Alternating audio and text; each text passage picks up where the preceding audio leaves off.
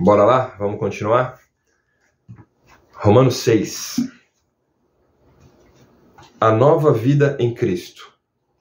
Portanto, o que vamos dizer? Será que devemos continuar vivendo no pecado para que a graça de Deus aumente ainda mais? É claro que não. Nós já morremos para o pecado, então como podemos continuar vivendo nele? Com certeza, vocês sabem que, quando fomos batizados para ficarmos unidos com Cristo Jesus, fomos batizados para ficarmos unidos também com a sua morte. Assim, quando fomos batizados, fomos sepultados com ele por termos morrido junto com ele. E isso para que, assim como Cristo foi ressuscitado pelo poder glorioso do Pai, assim também nós vivamos uma vida nova. Pois, se fomos unidos com ele por uma morte igual a dele, assim também seremos unidos com ele por uma ressurreição igual a dele. Pois sabemos que a nossa velha natureza pecadora já foi morta com Cristo na cruz, a fim de que o nosso eu, pecador, fosse morto. E assim não sejamos mais escravos do pecado. Pois quem morre fica livre do poder do pecado. Pois quem morre fica livre do poder do pecado. Se já morremos com Cristo, cremos que também viveremos com ele.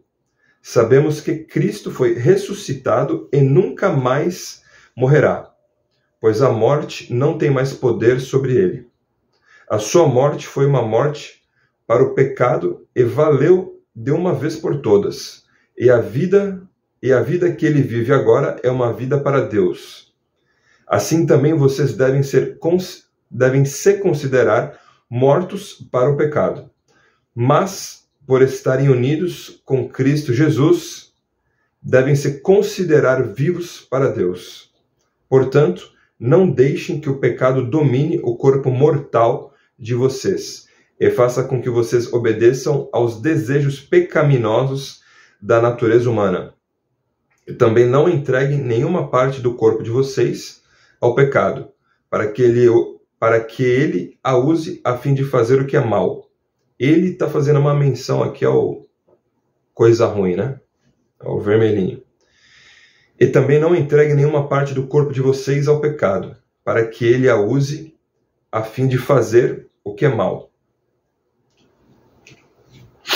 Pelo contrário, como pessoas que foram trazidas da morte para a vida, entreguem-se completamente a Deus, para que ele use vocês a fim de fazerem o que é direito. O pecado não dominará vocês, pois vocês não são mais controlados pela lei, mas pela graça de Deus. Escravos de Deus. O que é que isso quer dizer? Vamos continuar pecando porque não somos mais controlados pela lei e pela graça de Deus? É claro que não, pois vocês sabem muito bem que, quando se entregam a alguma pessoa para serem escravos dela, são, de fato, escravos dessa pessoa a quem vocês obedecem. Assim sendo, vocês podem obedecer ao pecado, que produz a morte, ou podem obedecer a Deus e ser aceitos por ele. Mas damos graças a Deus, porque vocês, que antes eram escravos do pecado, agora já obedecem de todo o coração às verdades que estão nos ensinamentos que receberam. Vocês foram libertados do pecado e se tornaram escravos de Deus para fazer o que é direito. Falo com palavras bem simples porque vocês ainda são fracos. No passado, falo com palavras bem simples porque vocês ainda são fracos. No passado, vocês se entregaram inteiramente como escravos da imoralidade e da maldade para servir o mal. Entreguem-se agora inteiramente como escravos daquilo que é direito para viver uma vida dedicada a Deus. Quando eram escravos do pecado, vocês não faziam o que é direito. Porém, o que é que vocês receberam de bom quando faziam aquelas coisas de que agora têm vergonha? Pois o resultado de tudo aquilo é a morte.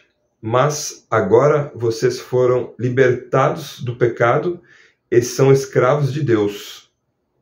Com isso vocês ganham uma vida completamente dedicada a Ele. E o resultado é que vocês terão a vida eterna. Pois o salário do pecado é a morte. Pois o salário do pecado é a morte. Mas o presente gratuito de Deus é a vida eterna, que temos em união com Cristo Jesus, o nosso Senhor. Terminamos Romanos 6. Dei uma travada aqui, pessoal. Uma travada não, na verdade eu paro, começo a pensar, minha mente fica lembrando coisas. Falo com palavras bem simples porque vocês ainda são fracos. A gente não sabe a tradução do judeu, eu não sei, né? Eu, como não sou teólogo, eu não sei da tradução exata da palavra são fracos, né? Aqui.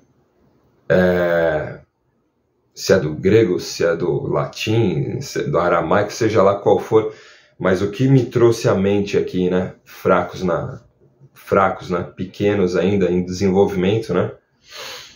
E Paulo fala com palavras bem simples, mas se vocês pegarem o vídeo 5, o vídeo 6, os próximos e todos os outros livros de Paulo, Paulo é repetitivo.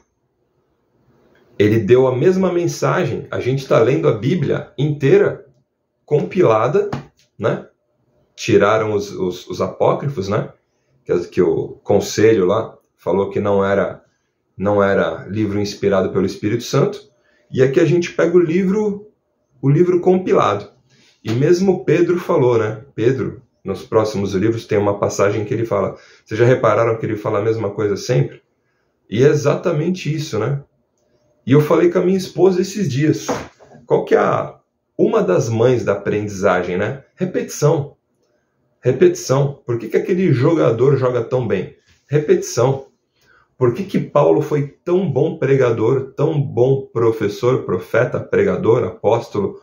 Por quê? Repetição, repetição. O homem escreveu 13 livros, ou 12, 13, sempre me dá um bug. O homem escreveu 12 ou 13 livros, escreveu demais. E ele para cada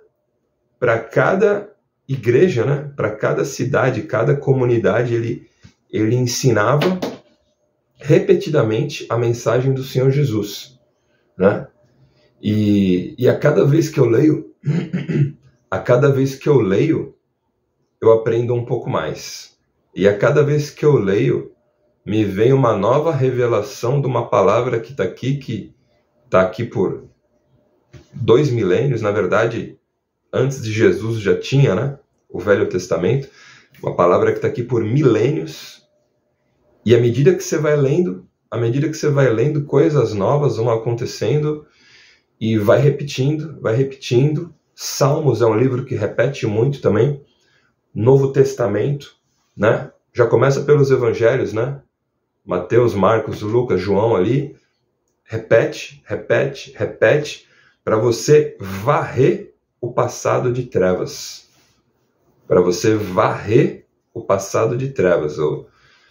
Vale a pena ler. Já falei em outros vídeos, até antes dessa sequência aqui que eu estou lendo a Bíblia. O livro de Provérbios, já li, perdi as contas, quantas vezes eu li o livro de Provérbios. E hoje durante o trabalho, eu estava escutando Eclesiastes. O livro de Eclesiastes amassa o orgulho do ser humano.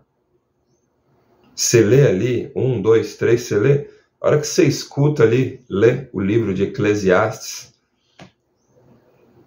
a fase triste, fase final e fase triste do rei Salomão, filho de Davi, o homem mais sábio do mundo falando para você assim, cara, você não é nada.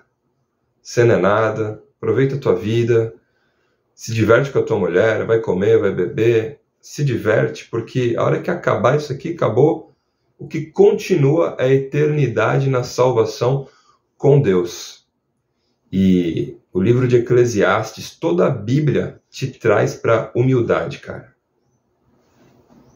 Tem que amassar o orgulho. é isso aí, não vou me prolongar, fazer uns vídeos curtos aqui. Deus abençoe, pessoal. Vamos continuar aí.